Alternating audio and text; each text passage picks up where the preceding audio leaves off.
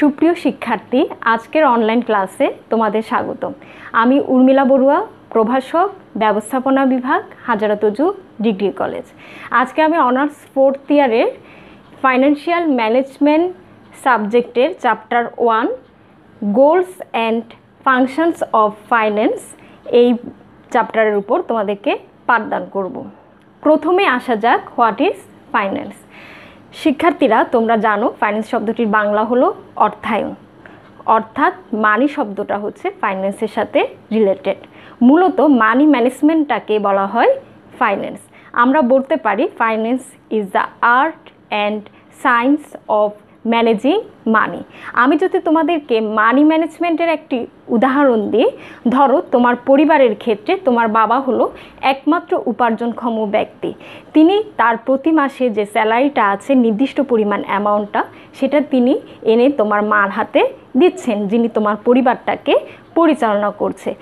দেখা যাচ্ছে তোমার মা সেই নির্দিষ্ট অ্যামাউন্টটা বিভিন্ন প্রয়োজনীয় খাতে ব্যয়ের মাধ্যমে মাস শেষে আবার একটি নির্দিষ্ট পরিমাণ অ্যামাউন্ট সঞ্চয় করছেন। তাহলে এখানে তুমি দেখতে পারছো তোমার মা পরিবার পরিচালনার ক্ষেত্রে কিভাবে মানি ম্যানেজমেন্ট করছেন। ঠিক একইভাবে একটি ব্যবসা প্রতিষ্ঠানের ক্ষেত্রে ব্যবসা প্রতিষ্ঠানটা শুরু হয় কিসের মাধ্যমে? মানির মাধ্যমে। অর্থাৎ ইনিশিয়াল ইনভেস্টমেন্ট মানে মানি ইনভেস্টমেন্ট করার মাধ্যমে একটি ব্যবসা প্রতিষ্ঠান শুরু হয় এবং ব্যবসা প্রতিষ্ঠানটা পরিচালিত হয় কিন্তু এই মানি ম্যানেজমেন্টের মধ্য দিয়ে। এই মানি ম্যানেজমেন্ট করে প্রতিষ্ঠানটা প্রফিট অর্জনের চেষ্টা করে, যেটা প্রতিষ্ঠানের মেইন উদ্দেশ্য বা গোল। যে কোনো ব্যবসা প্রতিষ্ঠানের ক্ষেত্রে একটি অন্যতম চ্যালেঞ্জ হলো প্রয়োজনের মুহূর্তে ওই প্রতিষ্ঠানটি তার অর্থের যোগান দিতে পারছে কিনা। এই অর্থের যোগানটা দেয়া, এই চ্যালেঞ্জটাকে মোকাবেলা করে ফাইন্যান্স। এখানে আমি তোমাদের একটি চার্টের মাধ্যমে দেখাতে চাচ্ছি ফাইন্যান্স কিভাবে কিছু পলিসি ডিসিশনগুলো নিয়ে থাকে এবং এই পলিসি ডিসিশনগুলোর মাধ্যমে ফাইন্যান্স যেটা নেয় সেটা হচ্ছে আসলে রিস্ক, এবং এই রিস্কের রিটার্ন হিসেবে ফাইন্যান্সের মাধ্যমে আমরা প্রফিট পেয়ে থাকে। একটা বিজনেস ফার্ম প্রফিট অর্জন করে। এই রিস্ক এবং রিটার্নের সমন্বয়ে আমরা ওই বিজনেস ফার্মের ভ্যালুটাকে ডিফাইন করব, অর্থাৎ ফার্মটা কি হাই ভ্যালুর নাকি মিডিয়াম ভ্যালুর নাকি লো ভ্যালু। পলিসি ডিসিশনগুলোর মধ্যে তোমরা প্রথমেই দেখতে পাচ্ছ line of business. Line of business বলতে যেটা বোঝায়, একটা বিজনেস অর্গানাইজেশনের আন্ডারে যখন অনেকগুলো বিজনেস থাকে বা কয়েকটি বিজনেস থাকে, সেই বিজনেসগুলোকে একত্রে বলা হয় লাইন অফ বিজনেস। আমি যদি একটা উদাহরণ প্রেজেন্ট করি, ধরো এসিআই কোম্পানি। এই এসিআই কোম্পানির এসিআই অ্যারোসেল এটা হচ্ছে একটা প্রোডাক্ট, আবার তারা এসিআই সল্টও বিক্রি করছে। তাহলে এসিআই অ্যারোসেল এবং সল্ট এই দুইটা খাতে তারা ইনভেস্ট করছে। এই দুইটা ইনভেস্টমেন্টকে আমরা একসাথে বলবো তাদের লাইন অফ বিজনেস। তার মানে আমরা যদি ডিটেলস বলতে চাই, একটি বিজনেস অর্গানাইজেশন যে যে খাতে ইনভেস্টমেন্ট করে থাকবে সেই ইনভেস্টমেন্টগুলোকে একত্রে বলা হবে ওই বিজনেস অর্গানাইজেশনের লাইন অফ বিজনেস, এবং এই ডিসিশনটাও নেওয়া হবে ফাইন্যান্সের মাধ্যমে। সেকেন্ড যেটা আসছে সেটা হলো মুড অফ এন্ট্রি, অর্থাৎ এই বিজনেসগুলো মার্কেটে কিভাবে এন্ট্রি করবে। মার্কেটে বিজনেসগুলোর এন্ট্রি করতে হলে যেটা প্রয়োজন সেটাও হচ্ছে ফাইন্যান্সিং, অর্থাৎ অর্থায়নের, অর্থাৎ বিনিয়োগের, অর্থাৎ ক্যাপিটালে। তাহলে এই মুড অফ এন্ট্রির জন্য ফাইন্যান্স একটা গুরুত্বপূর্ণ ভূমিকা পালন করছে, এবং এন্ট্রি মুড কিভাবে এন্ট্রি হবে সেই ডিসিশনটাও নেওয়া হচ্ছে ফাইন্যান্সের মাধ্যমে। এরপর যেটা আসছে সেটা হচ্ছে সাইজ অফ ফার্ম, অর্থাৎ ফার্মের সাইজটা কেমন হবে। সাইজটা কি লার্জ হবে নাকি মিডিয়াম হবে নাকি লো হবে। একটি অর্গানাইজেশন যখন তোমার বড়সড় অ্যামাউন্টের ক্যাপিটাল নিয়ে শুরু হয়, তখন স্বাভাবিকভাবে সে অর্গানাইজেশনটা হবে লার্জ ফার্ম, আর যদি ক্যাপিটালটা মিডিয়াম হয় তাহলে অর্গানাইজেশনটা হবে মিডিয়াম, এবং যদি ক্যাপিটাল স্মল হয় তাহলে সেটা হবে স্মল এন্টারপ্রাইজ। তাহলে এক্ষেত্রেও ফাইন্যান্স ভূমিকা নিচ্ছে, ফাইন্যান্স ডিসিশন নিচ্ছে যে অর্গানাইজেশন বা ফার্মের সাইজটা কী হবে। এরপর যে ডিসিশনটা আসছে বা পলিসি ডিসিশনটা সেটা হচ্ছে অ্যাসেট মিক্স, অর্থাৎ প্রতিষ্ঠানের কী পরিমাণ অ্যাসেট থাকবে, এই অ্যাসেট মিক্সের পলিসি ডিসিশনটা ফাইন্যান্স নিয়ে থাকে। এরপর যেটা আসছে সেটা হচ্ছে ক্যাপিটাল মিক্স, অর্থাৎ কী ধরনের ক্যাপিটাল বা বিনিয়োগ মিক্স নেওয়া হবে, মূলধনের মিক্সগুলো নেওয়া হবে, সেটা হলো ক্যাপিটাল মিক্স পলিসি ডিসিশন। এরপর যেটা আসছে সেটা হলো লিকুইডিটি। লিকুইডিটি বলতে যেটা বোঝায় সেটা হচ্ছে তারল্যের হার, অর্থাৎ একটি ব্যবসা প্রতিষ্ঠানে তরল হিসেবে ইনস্ট্যান্ট ক্যাশ মানি কী পরিমাণ আছে। এই ইনস্ট্যান্ট ক্যাশ মানিটা কী জন্য দরকার? ধরো এই প্রতিষ্ঠানে কোনো বিজনেস অ্যাক্টিভিটিসের জন্য তার টাকার প্রয়োজন হচ্ছে, সাথে সাথে সে টাকার যোগানটা দিতে পারছে কি না সেটা ডিপেন্ড করবে তার হাতে ইনস্ট্যান্ট কী পরিমাণ ক্যাশ আছে তার উপর। অর্থাৎ তারল্যের হারের উপর ভিত্তি করে ইনস্ট্যান্ট ক্যাশ প্রোভাইড করাটা একটা অর্গানাইজেশনের জন্য সম্ভব হবে। এই তারল্যের হারটা কী পরিমাণ হবে সেটাও ডিসিশন অফ ফাইন্যান্স নিয়ে থাকে।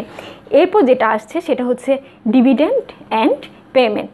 ডিভিডেন্ড এবং পেমেন্টের হার কী হবে সেটাও ফাইন্যান্সের একটি পলিসি ডিসিশন।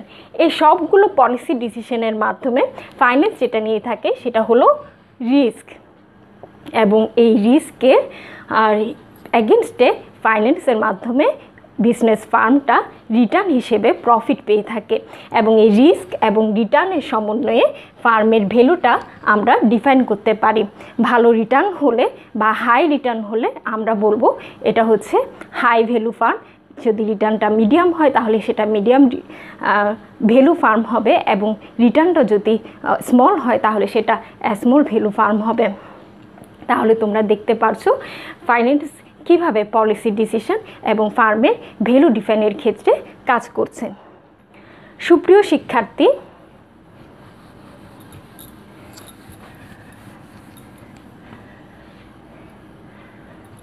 এরপর আমরা যে বিষয়টা জানব সেটা হলো হোয়াট ইজ বিজনেস ফাইন্যান্স, অর্থাৎ বিজনেস ফাইন্যান্স বলতে কী বোঝায়। কিছুক্ষণ আগে আমরা জেনেছিলাম ফাইন্যান্স কি। ফাইন্যান্স যদি মানি ম্যানেজমেন্ট হয় তাহলে তোমরা বুঝতেই পারছো বিজনেস ফাইন্যান্স হলো business related money management. Business ফাইন্যান্সকে আমরা একটা প্রসেস বলবো। সেটা কিসের প্রসেস? সেটা হলো একটা বিজনেসে যে পরিমাণ অ্যাভেলেবল ফান্ড বা মানি আছে সেই মানিটাকে তারা কিভাবে রেজ করছে, অর্থাৎ রেজিং মানি, এবং সেই মানিটা প্রয়োজনের মুহূর্তে কিভাবে যোগান দিচ্ছে, অর্থাৎ প্রোভাইডিং মানি, এবং মানিটাকে তারা কিভাবে ম্যানেজ করছে, অর্থাৎ যেসব খাতে ইনভেস্ট করা প্রয়োজন, কোন কোন খাতে কী পরিমাণ ইনভেস্ট করলে ভালো রিটার্ন হবে, অর্থাৎ ম্যানেজিং মানিটাকে কিভাবে ম্যানেজ করছে। এই তিনটারে একটি প্রসেস হলো বিজনেস ফাইন্যান্স। তাহলে আমরা বলতে পারি business finance is the process of raising, providing and managing all of the money of the business which are related with business activities. সুপ্রিয় শিক্ষার্থী, এরপর আমরা যে বিষয়টা নিয়ে আলোচনা করব সেটা হলো হোয়াট ইজ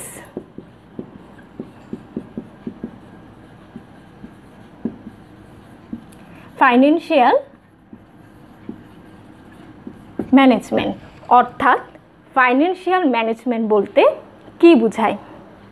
ফাইন্যান্সিয়াল ম্যানেজমেন্ট হলো একটি বিজনেস অর্গানাইজেশনের যে ওভারঅল ম্যানেজমেন্ট সিস্টেম আছে তার একটি ইন্টিগ্রাল পার্ট, অর্থাৎ ওভারঅল ম্যানেজমেন্টের একটি অন্তর্ভুক্ত বিষয় হলো ফাইন্যান্সিয়াল ম্যানেজমেন্ট। এই ফাইন্যান্সিয়াল ম্যানেজমেন্টের উপর ভিত্তি করে যিনি ফাইন্যান্স ম্যানেজার হিসেবে কাজ করবেন তিনি ইফেক্টিভ রোল প্লে করতে পারেন তার বিজনেস অ্যাক্টিভিটিসগুলোর ক্ষেত্রে। এই ফাইন্যান্সিয়াল ম্যানেজমেন্ট কিন্তু বেশ কয়েকটি ডিসিপ্লিনের সাথে সম্পৃক্ত। এই ডিসিপ্লিনগুলোর মধ্যে আছে অ্যাকাউন্টিং, ইকোনমিক্স, ট্যাক্সেশন এবং আদার্স অন্যান্য ডিসিপ্লিনের মধ্যে আছে অপারেশন, রিসার্চ, প্রোডাকশন। এই সবগুলো ডিসিপ্লিনে ফাইন্যান্সকে বা ফিনান্সিয়াল ম্যানেজারকে সাপোর্ট দেয়। কিসের সাপোর্ট দেয়? ফাইন্যান্সিয়াল ডিসিশন মেকিংয়ের ক্ষেত্রে সাপোর্ট দেয়।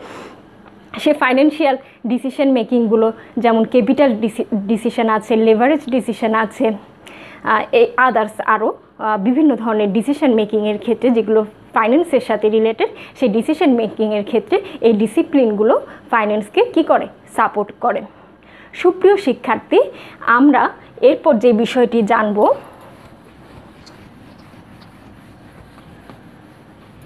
সেটি হলো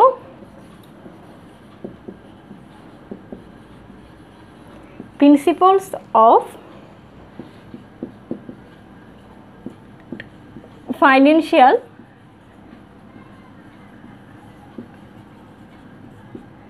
ম্যানেজমেন্ট, অর্থাৎ ফাইন্যান্সিয়াল ম্যানেজমেন্টের প্রিন্সিপালগুলো, নীতিগুলো।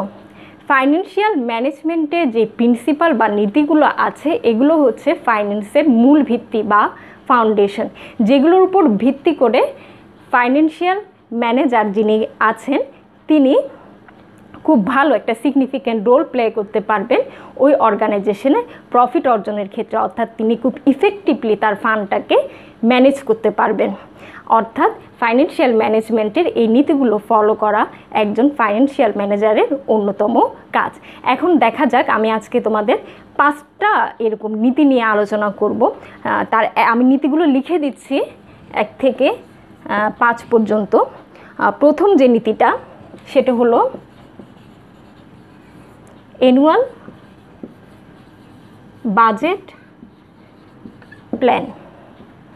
2 নম্বর নীতিটা হলো the risk returns trade of.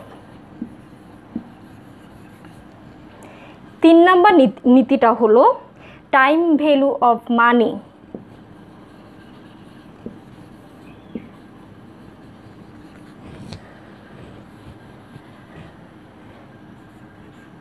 4 নম্বর নীতিটা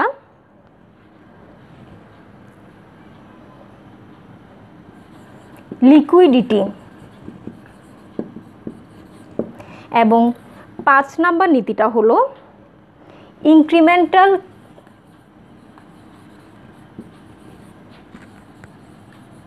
ক্যাশ ফ্লো। আমি আজকের ক্লাসে এই 5টা নীতি নিয়ে আলোচনা করব। সুপ্রিয় শিক্ষার্থী, প্রথম যে নীতিটা আসছে সেটা হলো annual budget plan. Annual budget plan বলতে যেটা বোঝানো হয়, প্রত্যেকটি ব্যবসা প্রতিষ্ঠানেরই কিন্তু একটা বাৎসরিক বছর শেষে একটা অ্যানুয়াল বাজেট প্ল্যান নিয়ে থাকে। এই বাজেট প্ল্যানটা বলতে আমরা সাধারণত যেটা বুঝি, ওই বিজনেস অর্গানাইজেশনের যে অ্যাভেলেবল ফান্ড আছে সেই অ্যাভেলেবল ফান্ডের উপর ভিত্তি করে, অর্থাৎ যে পরিমাণ মানি তাদের হাতে আছে সে মানির উপর ডিপেন্ড করে তারা তাদের ইনভেস্টমেন্ট ডিসিশনগুলো নেবে। অর্থাৎ যে পরিমাণ টাকা আছে সেই পরিমাণ অর্থই তারা ব্যয় করার ডিসিশন নেবে। এই মানিটাকে কন্ট্রোল করা, অর্থাৎ তাদের অ্যাভেলেবল ফান্ডটাকে কন্ট্রোলে রাখার জন্য অ্যানুয়াল বাজেট প্ল্যানটা নেওয়া হয়। তাহলে আমরা অ্যানুয়াল বাজেট প্ল্যানকে একটি সমন্বয় বলতে পারবো। কিসের সমন্বয়? সেটা হচ্ছে অ্যাভেলেবল ফান্ড এবং ডিসবার্সমেন্ট ডিসিশনের মধ্যে সমন্বয়। অর্থাৎ ফান্ড অনুসারে তারা ডিসবার্সমেন্ট ডিসিশনগুলো নেবে অ্যানুয়াল বাজেট প্ল্যানের মাধ্যমে, যেটা হলো ফাইন্যান্সিয়াল ম্যানেজমেন্টের একটি অন্যতম নীতি। এরপর যে নীতিটা আসছে সেটা হচ্ছে the risk return trade of. এটা ফাইন্যান্সিয়াল ম্যানেজমেন্টের একটি অত্যন্ত গুরুত্বপূর্ণ নীতি। ইনভেস্টররা এমন কোনো খাতে ইনভেস্ট করার ডিসিশন নেবে না যে খাতে কোনো রিটার্ন নেই। অর্থাৎ যে খাতে তারা এক্সট্রা রিটার্ন পাবে সে খাতে তারা ইনভেস্টমেন্ট করার ডিসিশন নেবে, অর্থাৎ এক্সট্রা রিস্ক তারা হাতে নেবে। অর্থাৎ এক্সট্রা রিস্ক তখনই নেবে একটি ফাইন্যান্সিয়াল অর্গানাইজেশন যখন তারা এক্সট্রা ওখান থেকে কোনো রিটার্ন পাওয়ার সম্ভাবনা থাকবে।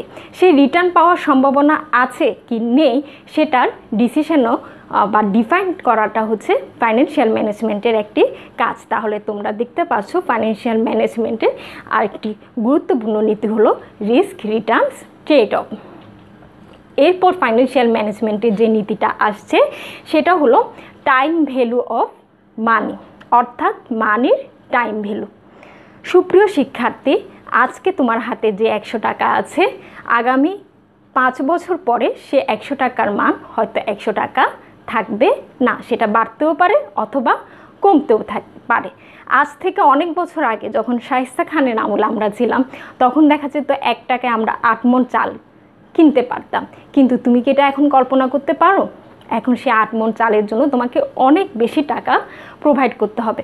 অর্থাৎ শায়েস্তা খানের আমলে টাকার যে ভ্যালুটা ছিল, সেই ভ্যালুটা এখন এসে অনেক কমে গেছে। সেই ঠিক একইভাবে একটা বিজনেস অর্গানাইজেশন যখন ইনভেস্টমেন্ট ডিসিশনটা নেয়, সে কিন্তু 2 দিন বা 3 দিনের কোনো ইনভেস্টমেন্ট ডিসিশন নেয় না। তার এই ইনভেস্টমেন্ট পলিসিটা অথবা প্রজেক্টটা এটা 1 বছর হতে পারে, সেটা 5 বছর হতে পারে, অথবা সেটা অনেক দীর্ঘমেয়াদী হতে পারে, সেটা 10-20 বছরের জন্য হতে পারে। এই যে ইনভেস্টমেন্টের যে টাইম পিরিয়ড, এই টাইম পিরিয়ডের মধ্যে কিন্তু মানির ভ্যালুটা কি করে? আপ ডাউন করে। ফাইন্যান্সিয়াল ম্যানেজমেন্ট সব সময় ইনভেস্ট ডিসিশন নেওয়ার সময় মানির এই টাইম ভ্যালুটা মাথায় রেখে সে ইনভেস্টমেন্ট ডিসিশনটা নিবে, যে কখন ওই মানির এগেনস্টে তারা কী পরিমাণ টাইম ভ্যালু পাবে। তাহলে দেখতে পাচ্ছ তোমরা, time value of money financial ম্যানেজমেন্টের আরেকটি অন্যতম নীতি। সুপ্রিয় শিক্ষার্থী, 4 নম্বর প্রিন্সিপালটা হলো লিকুইডিটি। এই লিকুইডিটি সম্পর্কে কিন্তু আমি তোমাদেরকে এর আগেও বলেছি, লিকুইডিটি একটি অত্যন্ত গুরুত্বপূর্ণ বিষয় যে কোনো বিজনেস অর্গানাইজেশনের ক্ষেত্রে। লিকুইডিটি বলতে আমরা সাধারণত যেটা বুঝি তারল্যের হার, অর্থাৎ ইনস্ট্যান্ট ক্যাশ মানি একটি প্রতিষ্ঠানের হাতে কী পরিমাণ আছে। প্রতিষ্ঠান বিজনেস অ্যাক্টিভিটিস সবসময় পরিচালনা করবে। এই বিজনেস অ্যাক্টিভিটিসগুলো পরিচালনার মধ্য দিয়ে সে কিন্তু প্রফিট আর্ন করবে। কিন্তু এই বিজনেস অ্যাক্টিভিটিসের জন্য তাকে কি করতে হবে? টাকা খাটাতে হবে, অর্থাৎ মানি ইনভেস্টমেন্ট করতে হবে। এই বিজনেস অ্যাক্টিভিটিসের জন্য যখন তার টাকার প্রয়োজন হচ্ছে, সাথে সাথে সে টাকার যোগানটা দিতে পারছে কিনা সেটা ডিপেন্ড করবে তার হাতে কি পরিমাণ ইনস্ট্যান্ট ক্যাশ আছে, অর্থাৎ তার তারল্যের পরিমাণ বা লিকুইডিটির পরিমাণ কি। এই লিকুইডিটি বা তারল্যের হারটা নির্ধারণ করা হলো ফাইন্যান্সিয়াল ম্যানেজমেন্টের আরেকটি অন্যতম নীতি। সুপ্রিয় শিক্ষার্থী, লাস্ট যে 5 নম্বর প্রিন্সিপালটা আমরা দেখতে পাচ্ছি সেটা হচ্ছে incremental cash flow. Cash flow বলতে সাধারণত কি বোঝায়? ক্যাশ ইন এবং আউটটাকে আমরা কি বলি? ক্যাশ ফ্লো বলে। অর্থাৎ একটা অর্গানাইজেশনে প্রতিদিনে কিন্তু ক্যাশ ইন হচ্ছে, আবার কি হচ্ছে? ক্যাশ আউটও হচ্ছে, মানে ক্যাশ বাইরেও চলে আসছে। এই ক্যাশের ইন এবং আউটটাই ক্যাশ ফ্লো হিসেবে আমরা বিবেচনা করি।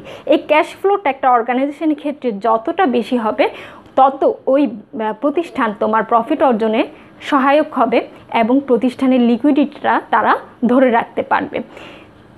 ফাইন্যান্সিয়াল ম্যানেজমেন্টের একটি গুরুত্বপূর্ণ নীতি হলো এই ক্যাশ ফ্লোটাকে ইনক্রিমেন্ট করা, অর্থাৎ বৃদ্ধি করা।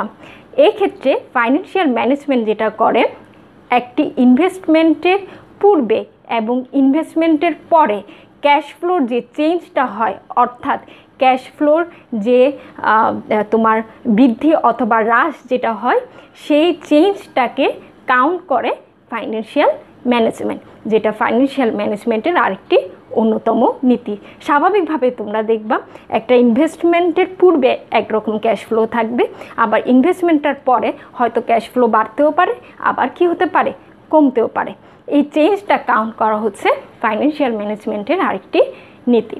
সুপ্রিয় শিক্ষার্থী, আজকের অনলাইন ক্লাসটা আমি এখানেই সমাপ্ত করছি।